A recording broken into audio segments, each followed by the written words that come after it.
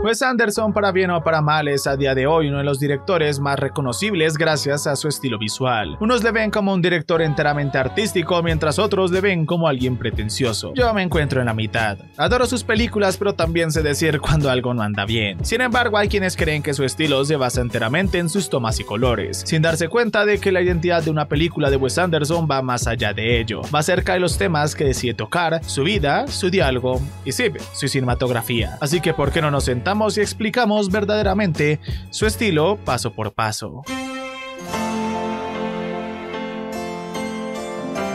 Comencemos por lo más sencillo, su estilo visual. Si bien siempre tiene una afinidad por poner a los actores perfectamente en mitad de la cámara, esto no puede ser solamente atribuido a él, sino también a su amigo que le ha ayudado en casi todas sus películas, Robert Yeoman, su director de fotografía. La primera película en la que Yeoman trabajó con Anderson también fue la primera película de Wes, Bottle Rocket.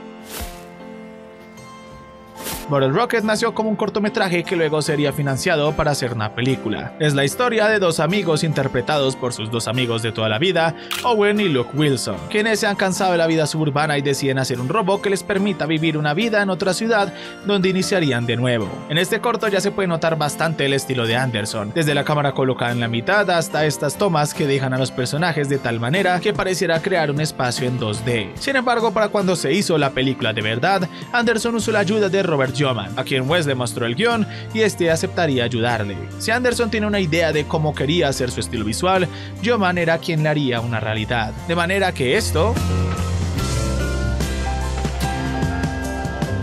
se convertiría en esto.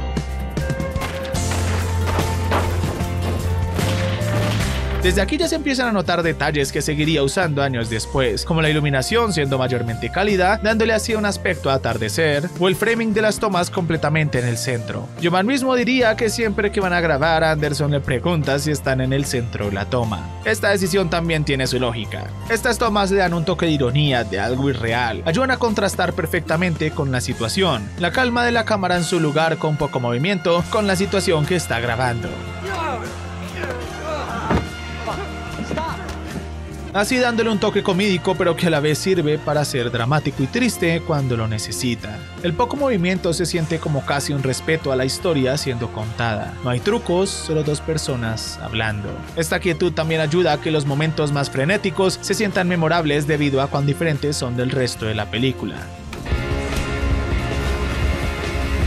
Todo el cine de Anderson se puede encerrar en esta cortesía irónica. Sus tomas no se presentan como la realidad porque no quieren serlo. No buscan ser un documental, busca ser una fantasía. Busca ser una historia, una película o un libro. No le molesta sacarte la experiencia cuando su cámara apunta hacia abajo, mientras un narrador expone lo que estamos viendo. En cambio, la alegría de su cine viene exactamente de eso, de ser irreal.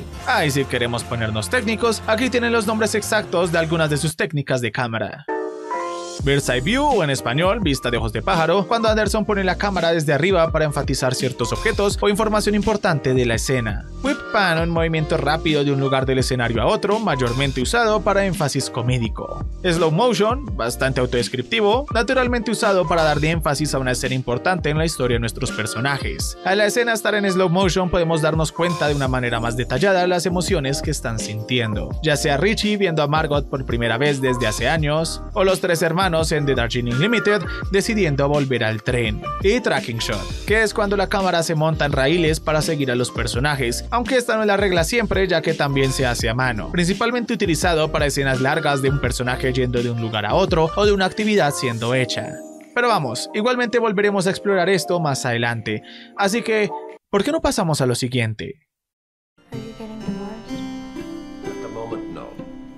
Los padres de Wes Anderson se divorciaron cuando tenía 8 años, y esto cambió su vida para siempre. Él y sus dos hermanos vivieron con su madre yendo donde su padre de vez en cuando eran los fines de semana. Anderson ha hablado acerca de cómo se inventaba historias de que él era rico y de cómo le gustaba vivir en sus mundos de fantasía para escapar de la realidad. Este cambio en su familia fue tan fuerte que se podría decir que casi cada película suya tiene que ver con figuras parentales y sus efectos en sus hijos. En Rushmore, Max se avergüenza de su padre porque trabaja en una barbería y no es de clase elevada o de dinero. Esto mientras aún sufre por la muerte de su madre cuando era un niño. En los Royal Tenenbaums, el padre de la familia Tenenbaum es el causante de los múltiples problemas emocionales de sus hijos debido a su divorcio cuando eran pequeños. En Moonrise Kingdom, Sam es huérfano y sus padres adoptivos le odian y no le quieren ver mientras los de Susie se están divorciando en secreto. En El Fantástico Señor Zorro, Ash compite con su primo constantemente por la atención de su padre, ya que cree que su padre no le quiere y quisiera que Chris fuera su hijo. En La Vida Acuática, con Steve Zissou, Steve descubre que tiene un hijo ilegítimo. Su hijo ahora intenta ganar su favor constantemente y que le trate como familia mientras Steve le echa de lado. En The Darjeeling Limited, los tres hermanos aún no han superado la muerte de su padre y el abandono de su madre justo cuando esto ocurrió, lo cual les lleva a hacer un viaje para sanar estas heridas ya cuando son adultos. Y en el Gran Hotel Budapest, Zero, quien perdió a su familia, encuentra en Gustav a un padre y este a su vez encuentra un hijo. Las heridas de esta niñez resuenan en cada película de una manera u otra y a pesar de que tengan temas similares, cada una resuelve esto de una manera diferente, ya sea sanando y perdonando o encontrando a otras figuras paternas. Es hermoso de cierta manera, algo que va acompañado con el otro tema.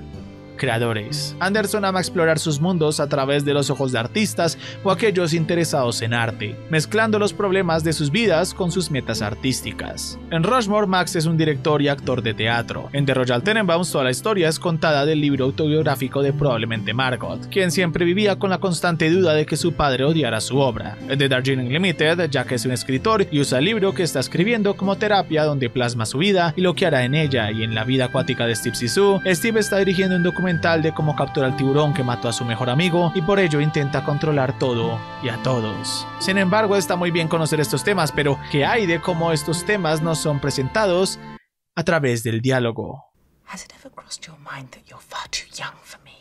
It crossed my mind that you might consider that a possibility, yeah. El estilo visual está bastante bien y todo, pero lo que hace realmente a una película de Wes Anderson es el diálogo. Su estilo de escritura y comedia se basan en no hacer que sus personajes sean la punchline, sino la situación. Sus diálogos representan esto perfectamente, contrastando lo directos que pueden llegar a ser con la situación presente. Por ejemplo, la manera en la que se habla de algo como Margot perdiendo su dedo,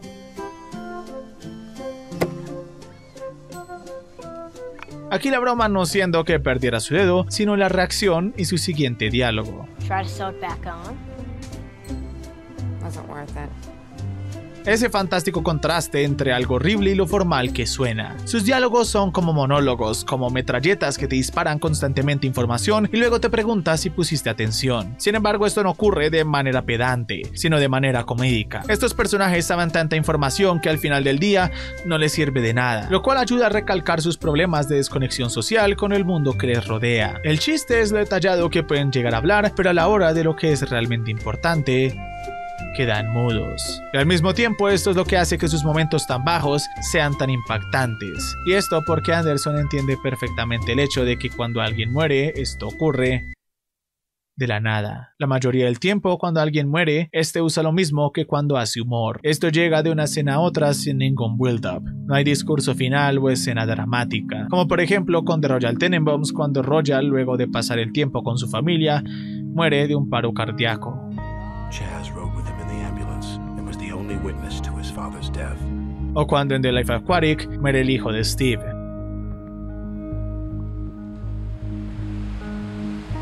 O en The Darjeeling Limited, donde luego de una escena llena de adrenalina, el anuncio de la muerte del niño llega sin música de fondo y de una manera bastante seca.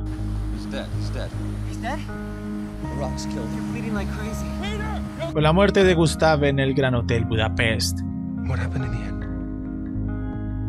In the end, they shot him. Contada como una anécdota olvidada por el tiempo, algo grandemente ayudado por la narrativa impulsada por un narrador, como si esto se tratase de un libro, algo que está presente en la mayoría de sus películas. E igual que en un libro, la muerte de un personaje llega de una palabra a otra, sin puntos de por medio. Y es ese estilo en su escritura, lo cual me lleva a...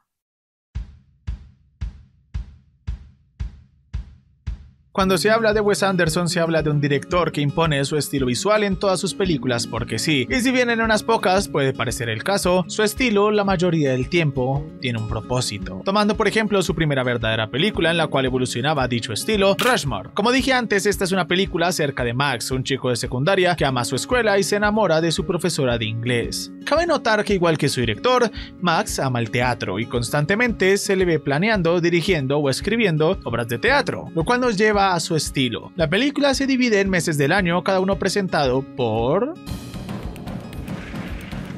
Cuando acaba un capítulo de su vida aparece una de estas. No solo eso, su estilo horizontal o plano se puede ver también como algo inspirado en cómo se ve el teatro desde la perspectiva de un espectador, de frente. Con esta idea del teatro en mente explica bastante el por qué estos decorados se ven con tanto detalle o el por qué la cámara es tan estática la mayoría del tiempo. Esta es la historia vista por los ojos de alguien que ama el teatro. En The Royal Tenenbaum sus transiciones son hechas como capítulos de libros. Dicho libro escrito probablemente por Margot. Estamos leyendo la historia de esta familia, por ello cambiamos de historias y perspectivas constantemente, y por ello hay un narrador presente. De hecho, la película abre con alguien sacando este libro de una biblioteca.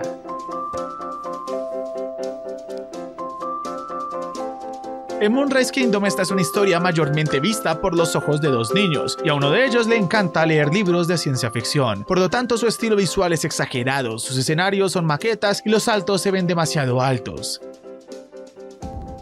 Todo tiene una perspectiva agrandada. En El Fantástico Señor Zorro, al ser esta una historia adaptada de un libro infantil, necesita sentirse como una, e implementa lo mismo de Moonrise Kingdom y añade escenarios detallados pero con elementos humanoides. Todo es simétrico, perfectamente alineado y limpio, y sus diseños de personajes son detallados como libros infantiles. En el Gran Hotel Budapest, este usa la cámara como un medio para contar la historia, cambiando las resoluciones constantemente para distinguir los años más fácilmente. En los 80s usando una resolución de 1,85, en los 60s 2,35 y en los 30s 1,37. Al igual que en los Royal Tenenbaums, la historia es leída por alguien más, por lo que sus escenas alocadas y exageradas pueden ser vistas como el lector tratando de llenar los espacios con su imaginación.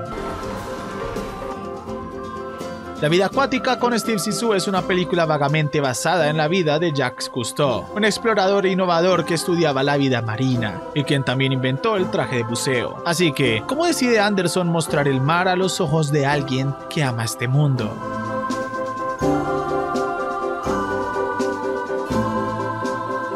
El mundo acuático en esta película está hecho en stop motion y utiliza animales que ni siquiera existen para mostrar cuán fantástico se ven a los ojos de alguien que ama estudiarles. Y a decir verdad, esta es probablemente la que tiene el estilo más lógico y creativo. Sí, se puede decir que hay momentos donde el estilo parece estar allí porque es una película de Wes Anderson y se espera ello, pero la mayoría de veces esto puede ser explicado. No siempre, pero cuando se puede hacer le da un toque bastante interesante y con propósito. Y eso es exactamente el cine de Wes Anderson. Como ya dije antes, amo sus películas y llenan un espacio en el cine que es el perfecto balance entre algo entre comillas artístico y algo que se hace mayormente para efecto comídico. Y esto es algo que mucha gente que ve sus películas y las odia no entiende. Claramente Anderson no usa esto para parecer estar al nivel de alguien como Kurosawa o Kubrick, sino que simplemente se divierte con hacer lo que hace mejor, contar historias de personajes disfuncionales y reírse del absurdo de la situación actual. Su cine me ha ayudado bastante y estoy agradecido por poder disfrutar de cada una de sus películas de distintas maneras cada vez que las veo. Ya sea la historia de perdonar a tu padre por arruinar tu infancia, aceptar que no puedes tener todo bajo control y el dejar ir al amor de tu vida luego de años después de su muerte. Eso es el cine de Wes Anderson. Emociones agridulces acompañadas por lo más bello. Y todo esto empaquetado de una manera bastante llamativa, pero que esconde más de lo que se ve a primera vista.